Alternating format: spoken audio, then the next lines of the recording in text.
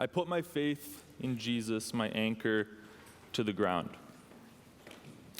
Faith is an interesting concept. On one hand, it's this intangible force, something that cannot be empirically measured. Yet, at the same time, it seems that in different situations, there are different amounts of faith.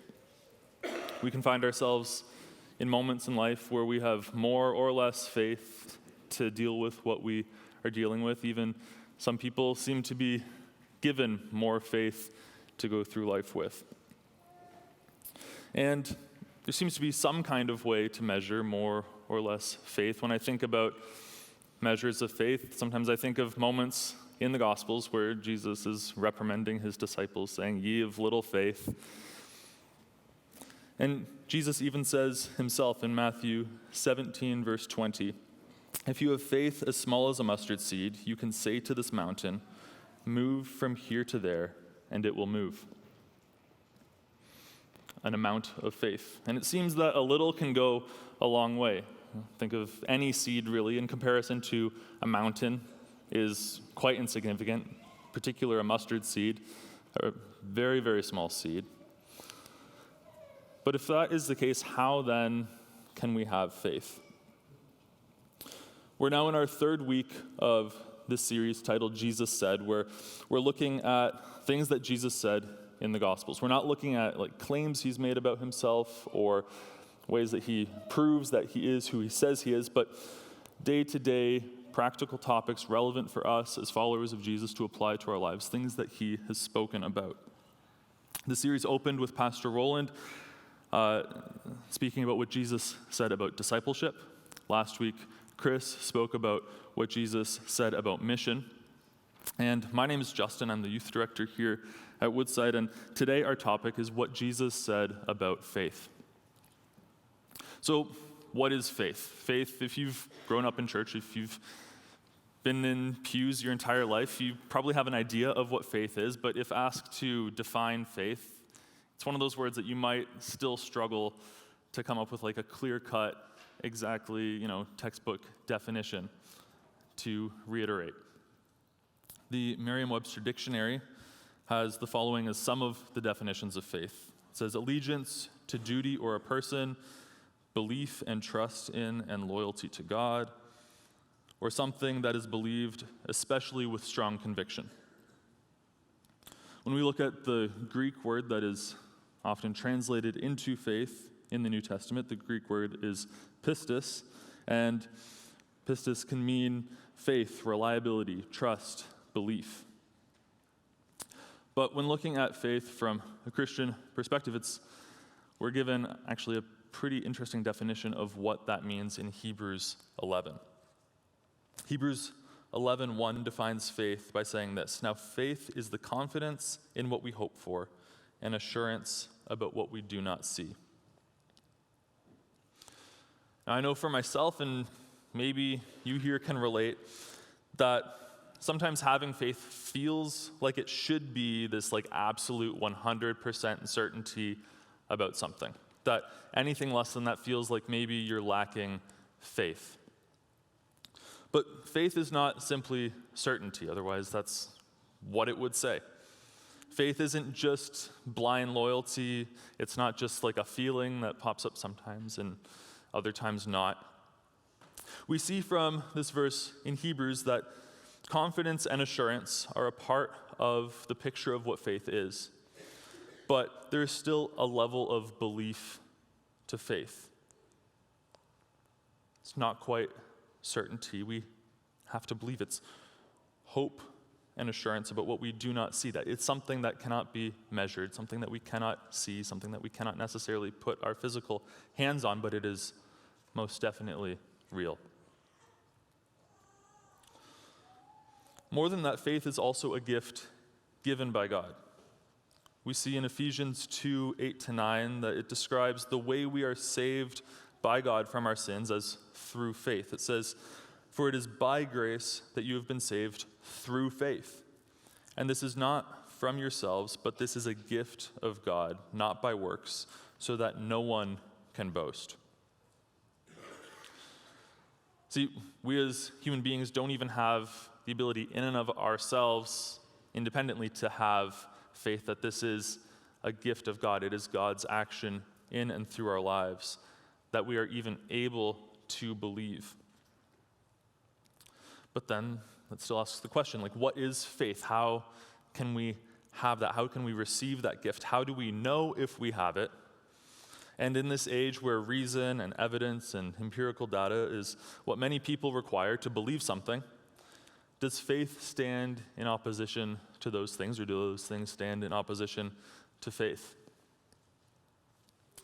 Now, at this point, you may have noticed that for a series titled Jesus Said, we've looked at a lot of passages from outside of the Gospels, and this is the point of the message where we kind of change direction. We're going to look at what Jesus says about faith, but I think those pieces are important to understanding what faith is so we can understand what Jesus is saying better.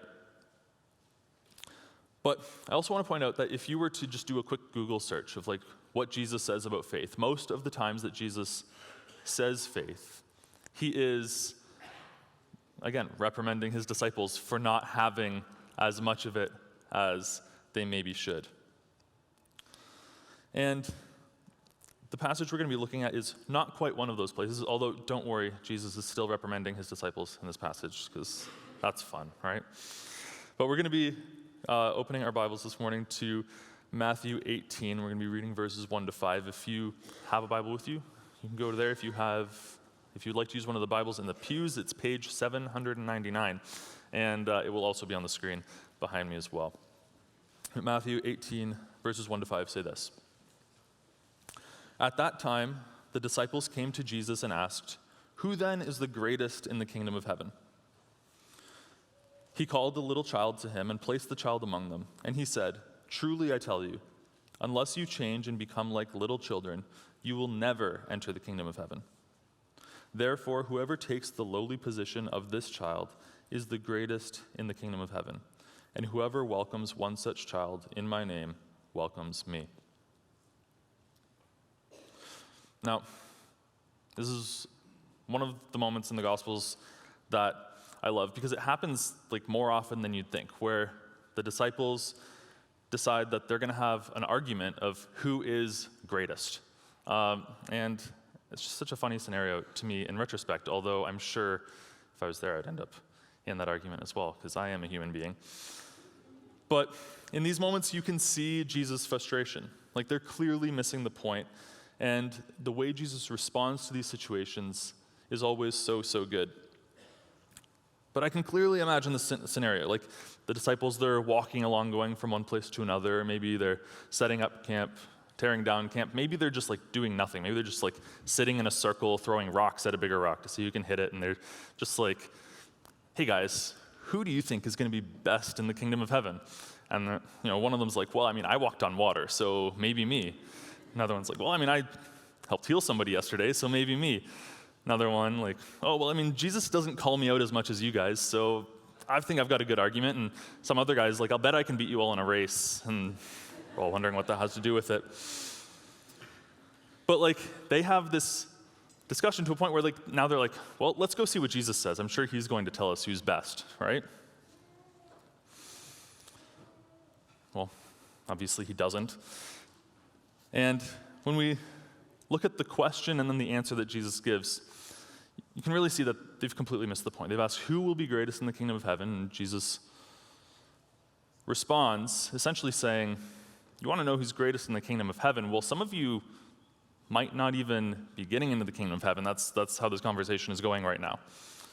That if you do not take the place of a lowly child, you might not even get there.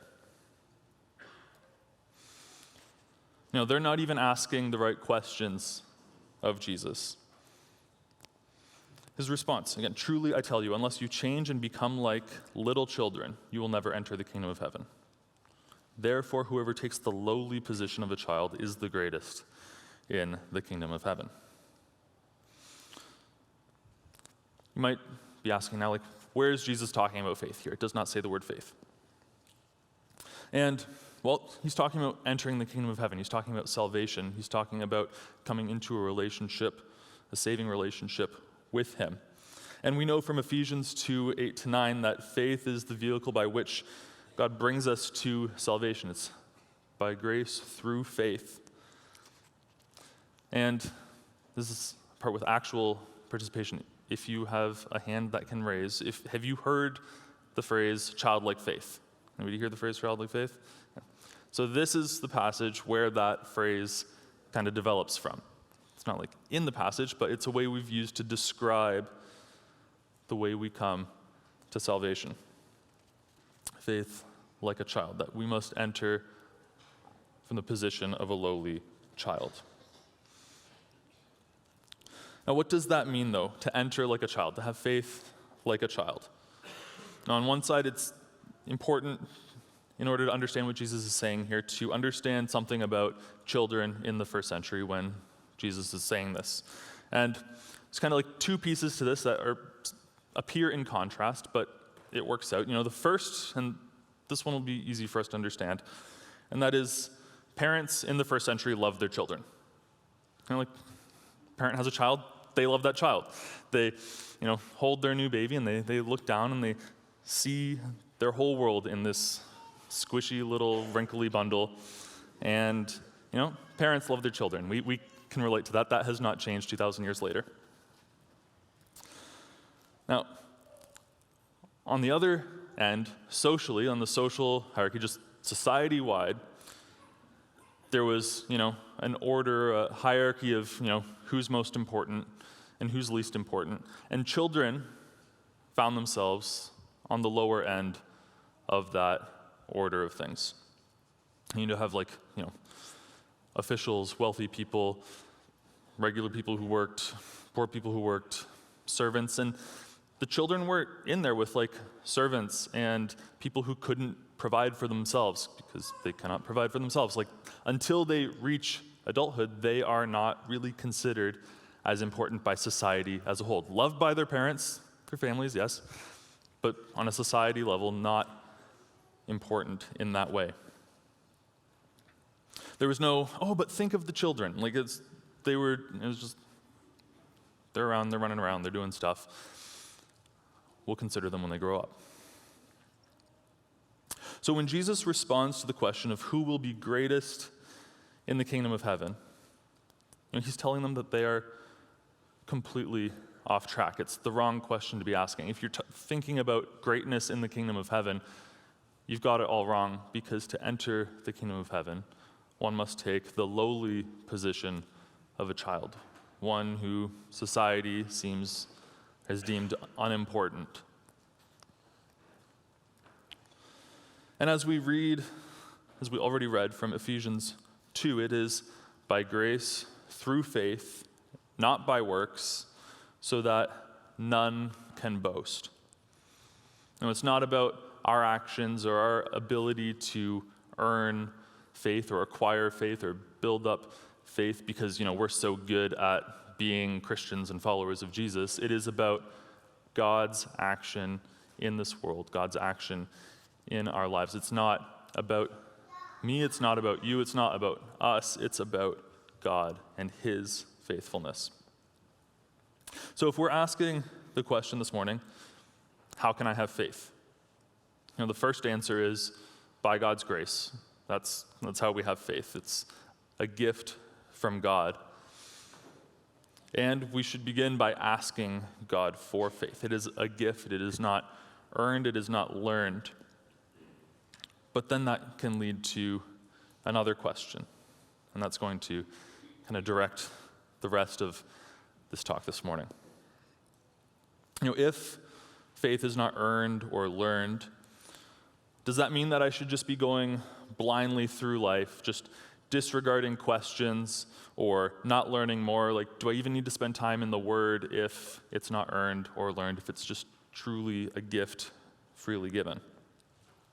And then we find ourselves in this moment where, in our culture, we're living in this time where I'm sure many of you have heard of the idea of deconstructing faith. It's a phenomenon where people, specifically in evangelical Christianity, have gone through a process that has been called deconstruction, where for some people this leads to complete deconversion from Christianity. that they walk away from their faith. Now, maybe you've heard of deconstruction, maybe this is your first time hearing about it, but either way, it's one of those things that there's a lot of different definitions that can go around about it, but John Bloom from desiringgod.org in an article about deconstruction provides this as a summary definition. I think it's helpful for understanding what it is.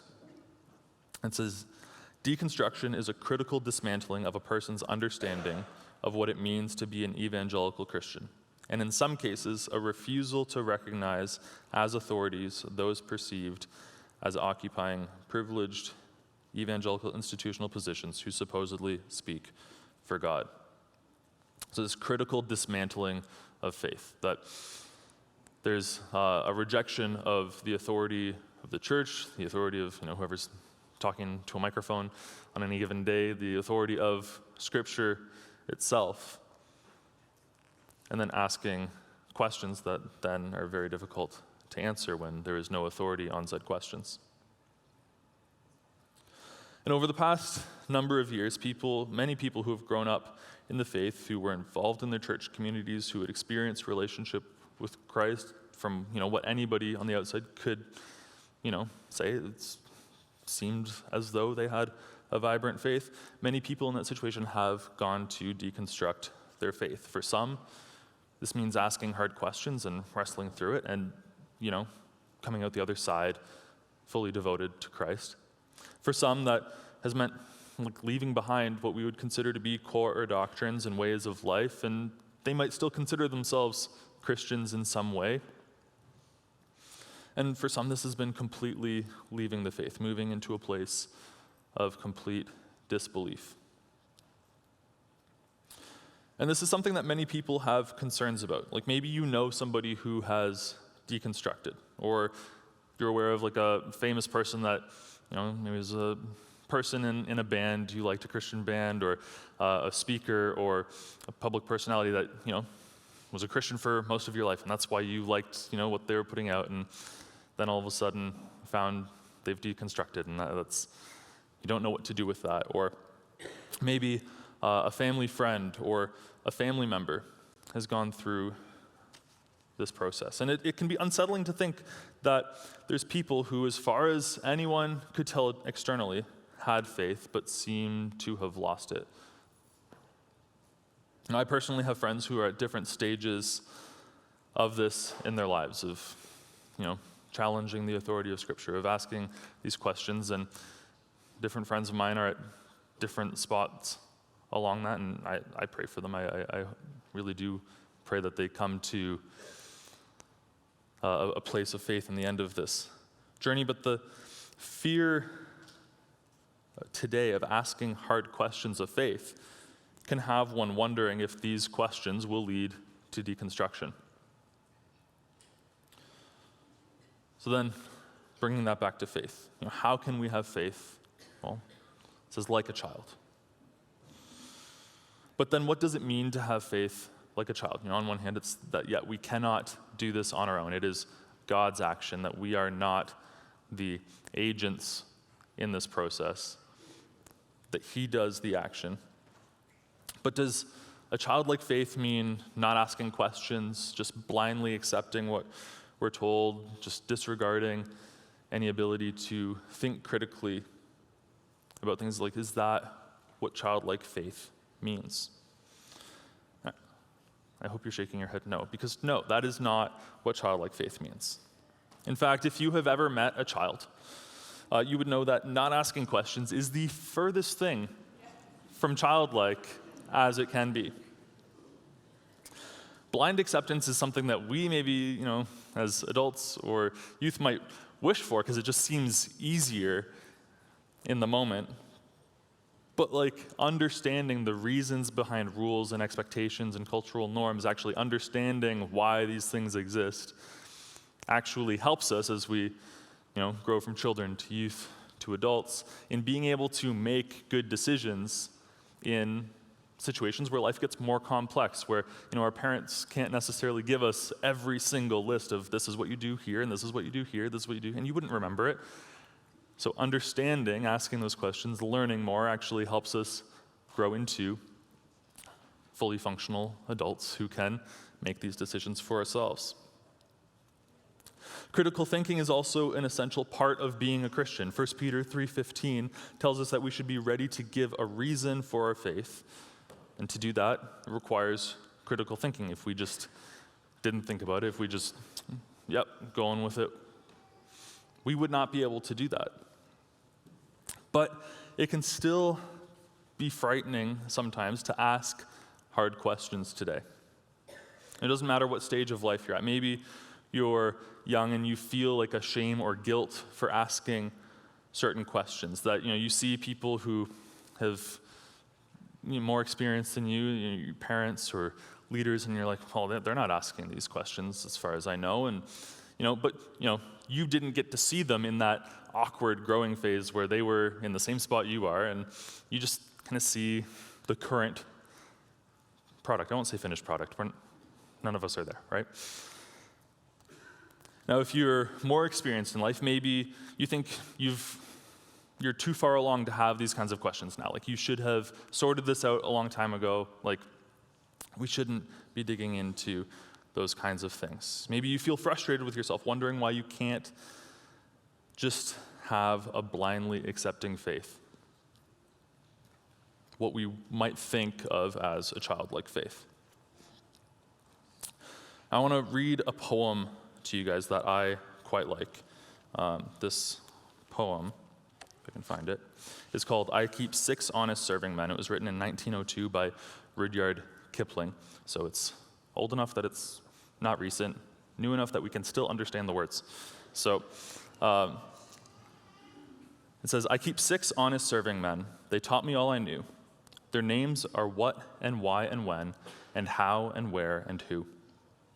I send them over land and sea, I send them east and west, but after they have worked for me, I give them all a rest. I let them rest from 9 till 5, for I am busy then, as well as breakfast, lunch, and tea, for they are hungry men. But different folk have different views. I know a person small. She keeps 10 million serving men who get no rest at all. She sends them abroad on her own affairs from the second she opens her eyes. 1 million hows, 2 million wares, and 7 million whys." Now, did you catch who that poem is probably about? I'm willing to bet that's Kipling's daughter, or niece, or probably somewhere between 4 and 7 years old is my guess. We all ask questions. Kipling in the poem, he asks 6, the 6 questions: who, what, where, when, why. But children really ask questions, like 1 million hows, 2 million wheres, and the classic, we all know it, 7 million whys. And as a father of a 2-year-old, a 4-year-old, a 2-year-old, and a 1-year-old, I hear a lot of questions in a day. Less from the 1-year-old, praise the Lord, it'll come. And in my weakness, after a long day, or even a short one, especially after 7 million whys, these questions can frustrate me. I'm sure many of you guys here, especially from the chuckles, can relate to that frustration.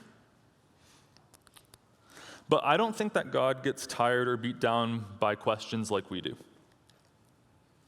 And when we think about the moment of a child asking a question, a child asking their father or their mother, their aunt, their uncle, their grandparents, a sibling even, a question, it's an opportunity for learning and growth, to expand their world, to understand more about themselves and the world they're in. I know when I take the time to answer my son's questions, he understands more about the world. It's a growing experience. And it's the heart behind our questions that ultimately matters. And when children ask questions, they're genuine questions. They're not looking for a specific answer most of the time. Can I have dessert? They're hoping for yes. But, when you're 4-year-old, you say, don't go on the road, and they say, why? They're not looking to bend the rules and figure out how they can get on the road. They actually genuinely have no idea why it's a bad idea that they run on the road. It's not the same thing as asking questions with, like when we look at asking questions of God, there's different ways people go about it, like genuine curiosity, an actual awe and wonder, a childlike, God, would you show me more about yourself? I want to understand more. But then there's also, and I think this is oftentimes more on the deconstruction side, it's not the same thing as asking questions with the intention of finding God angry or vengeful or uncaring or unjust, so that way you don't have to listen what he says about different things. Maybe things like having sex outside of marriage, or getting drunk or high, or tithing, or loving people you find it hard to love. The list can go on and on and on. But when we're asking genuine questions, actually wanting to understand God more, not trying to just get out of the things that we don't want to follow or do, it's not a lack of trust to ask God questions. The word faith is more about trust than it is about knowing. I might wonder things at times. I might wonder things about God, but I still trust him with my life. Because ultimately that is what faith is. Faith is trust in God. It's trusting that God is who he says he is, that he is all-powerful, all-knowing, all-loving, which sometimes when we look at the world around us, it can be hard to reconcile the things we see with those, but it's not up to me to reconcile God. It's trusting that he is all of those things because he says he is all of those things. Trusting that God has done what he said he did, that he loves every single person enough to die for them. When my wife and I had one child and we were expecting our second, it was hard to imagine how we could adequately love two children as much as we could love one. We had the second, and boom, there's just more love. Same question going to 3. Well, somehow there's just more love. Think of the billions of people in existence and God's capacity for love. I don't know how that works. I cannot fathom it, but I trust that God can do it. Trusting that he will keep his promises, that he will sustain you, that his strength is found when we are weak, that he will walk with you, that he will not abandon you, that he is worthy of trust.